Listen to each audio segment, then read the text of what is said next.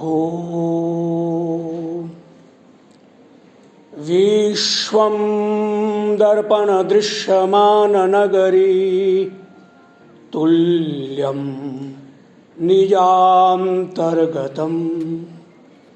पश्यन्नात्मनि मायया बहिरिवोद्भूतं यथा निद्रया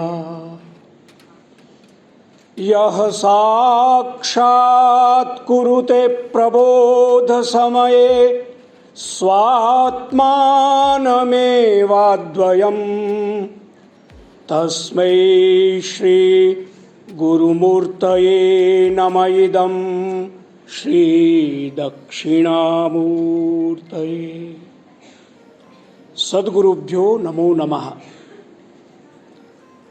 शुभोऽयं कालः यदा वयं संस्कृत सप्ताहस्य विविध कार्यक्रमाणां सम्पन्नता कार्यक्रमम् आयोजयामः। अवसरेऽस्मिन् अधिमञ्चं विराजमानाः सर्वे देवतुल्याः यथा नरेन्द्र महोदयः, नरेषु इन्द्रः नरेन्द्रः स तु कृष्णः एव, यथा भारतेन्दु महोदयः, भारतस्य इन्दुः सपि कृष्णः, देवकी नंदनः सोपि कृष्णः, देवक्याः नंदनः। एवमेव अग्रिमपङ्क्तौ सर्वे विराजमानाः मदीयाः प्रियाः मित्रवर्याः परिचिताः ते कृष्णाः, अहं बलदेवः।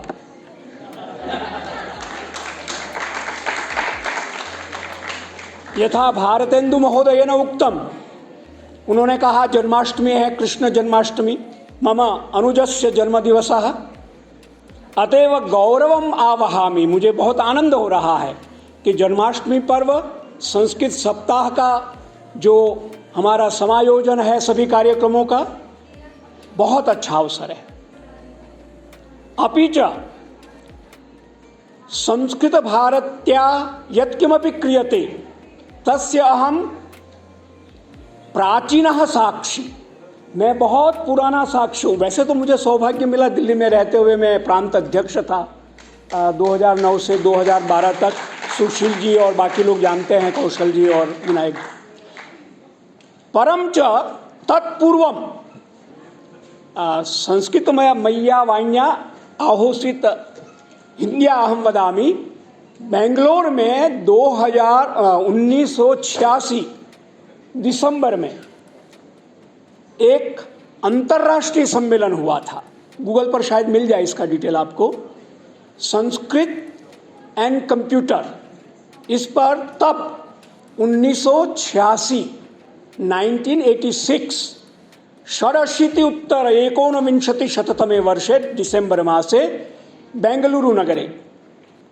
और तब मुझे सौभाग्य मिला था आकाशवाणी से अधिकृत रूप से संवाददाता के रूप में मैंने उस सम्मेलन का उसको कवर किया था, वार्ताहरणम विहितम मया। और एक इंटरव्यू उसमें लिया था दूरदर्शन के लिए आधे घंटे का, जिसमें वैदिक विद्वान थे और विदेशों से भी आए थे और हमारे भारत के भी, जैसे कंप्यूटर सोसाइटी ऑफ इंडिया, इन लोगों के ये सब लोग थे। और वो फिर टेलीकास्ट बाद में हुआ। तो मुझे नहीं ये पता था कि कंप्यूटर और संस्कृत का क्या संबंध है।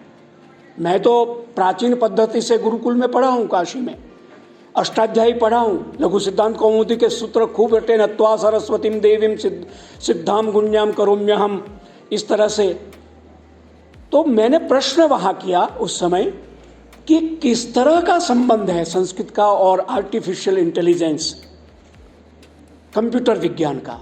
तो मुझे एक विद्वान ने समझाया कि देखिए, हमें ऐसी भाषा चाहिए जो एम्बिग्यूटी ना हो, जिसमें संदेह ना हो, जो हम कहें उसका अर्थबोध यथावत हो।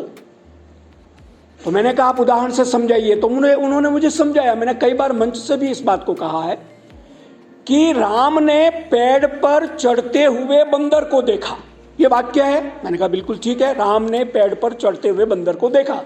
कहते अब आप किसी भी भाषा में इसका अनुवाद कीजिए। तो मेरी मातृभाषा गुजराती है, मैंने गुजराती में अनुवाद किया रामे झाड़ पर चढ़तो वांदरो जोयो, गुजराती भाषा में। तो रामे झाड़ पर चढ़ता वांदरो जोयो, तो कौन चढ़ रहा है, बंदर चढ़ रहा है या राम चढ़ रहे हैं? या हिंदी में मैं कहूं तो जैसे राम ने पेड़ पे चढ़ते हुए बंदर को देखा, तो राम पेड़ पे चढ़ रहे हैं या बंदर पेड़ पे चढ़ रहे हैं? ये एम्बिग्यूटी है, ये संदेह है। इंग्लिश में मैं कहूं Ram saw the monkey climbing on the tree, तो उसमें कैसे कौन पेड़ पे चढ़ रहा है, ये एम्बिग्यूटी है। उन्होंने कहा अब आप संस्कृत में इसका अनुवाद कीजिए। मैंने कहा रामाह वृक्षम आरोहंतम कपिम अपश्यत। उन्होंने कहा बिल्कुल ठीक है, इसमें कोई एम्बिग्यूटी नहीं है, कोई संदेह नहीं है। संक्षेपेण वदामि, एवं ही अनंतरम यथा वयम अनुवाद कार्यम कुर्मः आकाशवाण्यां दूरदर्शने वा अन्येषु माध्यमेषु वा, तदा आहोस्वित् स्मार्टफोन वयं धारयामः, तत्र यथा वयं किंचित एकाक्षरं टङ्कयित्वा पश्यामः संपूर्ण शब्दः तत्र आयाति। केन प्रकारेण? एतदस्ति आर्टिफिशियल इंटेलिजेंस। तद्वत् अष्टाध्याय्यां यथा सूत्राणाम अर्थावबोधे वयम अध्याहारं कुर्मः, एषा पद्धति अस्ति अध्याहारस्य। व्याकरणशास्त्रविदा सर्वे जानन्ति, अध्याहार पद्धति एव आर्टिफिशियल इंटेलिजेंस इत्यत्र कार्यं करोति। अतएव पाणिनि महोदयः, पाणिनि मुनिः स आसीत् अतितराम कृत्रिम बौद्धिकता विशारदः। मैं कहता हूं कई बार कि पाणिनि जी ने ऐसा आर्टिफिशियल इंटेलिजेंस हमारे सामने रखा जो अष्टाध्यायी के रूप में तब था। ऐसा सॉफ्टवेयर बनाया जो अष्टाध्यायी, 8 अध्याय, प्रत्येक अध्याय में 4 पाद और छोटे छोटे सूत्र, अतः, रोरी, इस तरह से जो सूत्र बनाए और उसके माध्यम से पूरे व्याकरण को इतना सुसंबंधित और सुशासित कर दिया है कि आज विश्व का हर एक बौद्धिक व्यक्ति ये मानता है, स्वीकार करता है कि आज का जो आर्टिफिशियल इंटेलिजेंस, जहाँ इतना शोध हो रहा है, आप सब जानते हैं, नासा में IITs डिफरेंट जो सेंटर है उसमें, तो ये कार्य पाणिनि जी ने तब किया, चाहे 250 वर्ष, 3000 वर्ष, जो भी हम उसकी अवधि माने। लेकिन एक बात और मैं आपके सामने कहना चाहता हूँ, आप में से बहुत सारे विद्वान लोग हैं, जानते होंगे, आचार्य लोग हैं, पाणिनि जी के समय में और 25 व्याकरण थे, 25, और उनकी सूची मेरे पास है। मैंने एक पूरा इस पर YouTube पर पूरा प्रवचन है, व्याख्यान है, जो मुरारी बापू जी प्रतिवर्ष संस्कृत सत्र आयोजित करते थे महुआ में, वहाँ मैंने दिया, संस्कृत और भाषा विज्ञान। और वो हमारे आर्य समाज के एक विद्वान है, उन्होंने वो पुस्तक प्रकाशित की है, उसमें उन सब 25 जो व्याकरण हैं उनके सबके नाम दिए हुए हैं, और उसमें से केवल 14 व्याकरण जीवित थे पाणिनि जी के समय में। पाणिनि मुनि ने उन 14 व्याकरणों का समन्वय किया। आप जानते हैं अवंग स्फोटायनस्य, लोपः शाकल्यस्य, तो शाकल्य, स्फोटायन, ऐसे विभिन्न ऋषियों के नाम उन्होंने दिए हैं। लोके वेदे च, वेद की भी बात उन्होंने की है। तो इस तरह से उन 14 जो जीवित व्याकरण थे उनका अध्ययन करने के बाद पूरे भारत, जो समग्र अखंड भारत है, उसकी यात्रा करके किस तरह से उन्होंने किया होगा, क्योंकि कुछ तो हमारी सीमाएं हैं, मेधा की, बुद्धि की और शरीर की शक्ति है, लेकिन कुछ ऋषि मुनियों की अपना यम नियम संयम के साथ जीते तो उनकी शारीरिक शक्ति, मेधा शक्ति ज़्यादा होती है। उन्होंने पूरे भारत, अखंड भारत का भ्रमण करके, क्योंकि व्याकरण के अध्येता जो विद्वान लोग जानते हैं कि उसमें राजनीति शास्त्र है, सामाजिक शास्त्र है, विज्ञान के शब्द है, अर्थशास्त्र के शब्द है, यानी व्याकरण में हमारे जीवन से जुड़े हुए तमाम सर्वांगीण जो हमारा जीवन है उनके सारे शब्द पाणिनि जी ने हमको दिए हैं और उसका अध्ययन किया है। उसके साथ जैसे भारतेंदु जी अभी कह रहे थे कि भाषा तो है, लेकिन उस भाषा के बाद जो उपभाषा कहें या बोलिया कहें, जिसको डायलेक्ट या कोलोक्वियल लैंग्वेज बोलते हैं, उन भाषाओं में वो शब्द कैसे व्यवहित होते हैं या संस्कृत के साथ तत्सम या तद्भव में किस तरह से उसका प्रचलन होता है, उन सब का अध्ययन करके उन्होंने हमको एक जो व्याकरण दिया वो आज भी इदमित्थम है, ऐसा ही है और ऐसा ही रहेगा। और उसके बाद लौकिक व्याकरण, वैदिक व्याकरण, ये सारी बात तो आप सब लोग जानते हैं, मुझे उसके बारे में तो विशेष नहीं कहना है। लेकिन यथा अहम वदामि संस्कृत भाषाया व्यावहारिकः प्रयोगः अधिकाधिकं जीवने स्यात् एतदर्थं संस्कृत भारती तदा प्रभृति तदा संस्कृत भारत्याः नाम आसीत् संस्कृत सेवा प्रतिष्ठानम् इति बेंगलुरु नगरे। अस्माकं सर्वे मित्रवर्या जनार्दन हेगड़े महोदय, चमुकृष्ण शास्त्री महोदय, अपरे च विश्वास महोदयः। अतएव शनैः शनैः तत्कार्यं साम्प्रतम् आविश्वं प्रसृतं वर्तते। न केवल दिल्ली में, पूरे भारत में, पूरे विश्व में संस्कृत भारती व्याप्त है और कार्य कर रही है। ये बहुत ही खुशी का विषय, प्रसन्नता का विषय। और भी संगठन हैं, विश्व संस्कृत प्रतिष्ठानम, लोक भाषा संस्कृत परिषद, अपराण्यपि अस्माकं विश्व संस्कृत पत्रकारिता परिषद वो पंजीकृत है, और बहुत सारी संस्थाएं, सब कार्य सर्वेपि कार्यं कुर्वन्ति। परम यया पद्धत्या यया व्यवस्थितरीत्या यत् समर्पण भावेन क्रियते कार्यं संस्कृत भारत्याः साधकैः समर्पित कार्यकर्तृभिः तत् अद्भुतं नितराम अद्भुतम तदर्थम अहम हृदयेन अभिनंदामि, वर्धापयामि, शुभकामना प्रकटयामि। बहुत अच्छा प्रयास है। मैं तो कई बार कहता हूं कि संस्कृत डे, संस्कृत दिवस जैसे हिंदी दिवस मनाते हैं, ठीक है, एक लोक व्यवहार है। अस्माकं कृते प्रतिदिनं संस्कृत दिनं, प्रतिक्षणं संस्कृतमयं वर्तते। कथं न वयं जीवामः, श्वासं स्वीकुर्मः, वयं वदामः, वयं चिन्तयामः, परिशीलयामः, सत् यत्किमपि कुर्मः तत्सर्वं संस्कृतमयं स्यात् इति अस्माकं विश्वासः। संस्कृत सप्ताह मनाना अच्छी बात है। इससे पहले 2000 जो वर्ष था, पूरा वर्ष संस्कृत मनाया गया संस्कृत वर्ष के रूप में। बहुत पहले 1969 से संस्कृत दिवस श्रावणी पर्व के रूप में मनाया गया, और उसके बाद फिर संस्कृत सप्ताह के रूप में मनाया गया। लेकिन हम लोगों के लिए प्रतिदिनं संस्कृत दिनं वर्तते। ये छात्राः सन्ति, तेषां कृते संस्कृत संभाषणं वा संस्कृत लेखनं वा किमपि किंचित कठिनं भवेत्, परम अभ्यासेन तु कौन्तेय, अभ्यासः एव, practice makes a man perfect. करत करत अभ्यास के सुमति होत सुजान, जड़मति होत सुजान। तो इस तरह से अभ्यासेन वयं संस्कृत संभाषणम् अपि कर्तुं शक्नुमः। अभ्यासेन वयं अस्माकं अनेके कुटुम्बाः सन्ति, संस्कृत कुटुम्बाः, तत्र पितरौ बालाः शिशवः सर्वे संस्कृतं भाषन्ते। ग्रामाः अनेके सन्ति। संस्कृत भारत्यायम् अद्भुतः उपक्रमः यत् सर्वमपि ग्रामजातं, सर्वेपि जनाः संस्कृतं भाषन्ते इति।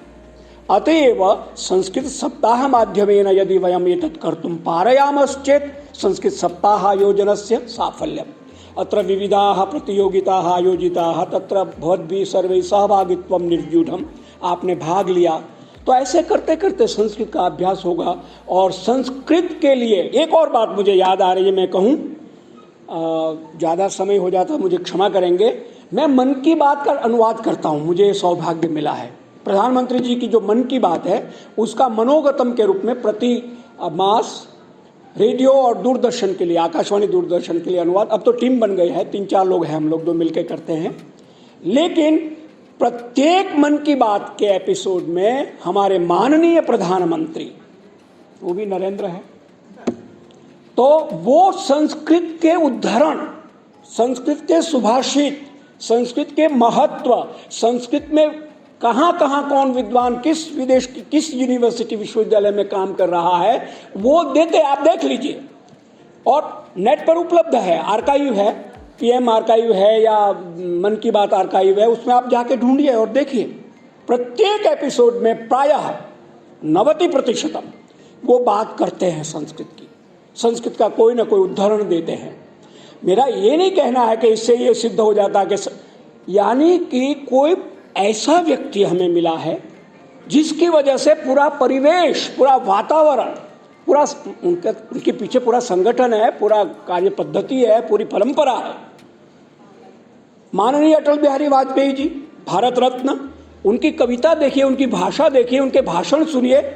पूरी जो भारतीय मनीषा है, प्राच्य विद्या है, भारतीय विद्या है, उसमें ढूंढ ढूंढ के वो संसद में खड़े होके जो बोलते हैं अर्जुनस्य प्रतिज्ञे द्वे न दैन्यम न पलायनम, तब लगता है कि एक भारत प्रज्ञा का, भारतीय प्रज्ञा का सही प्रतिनिधि अपनी बात कह रहा है।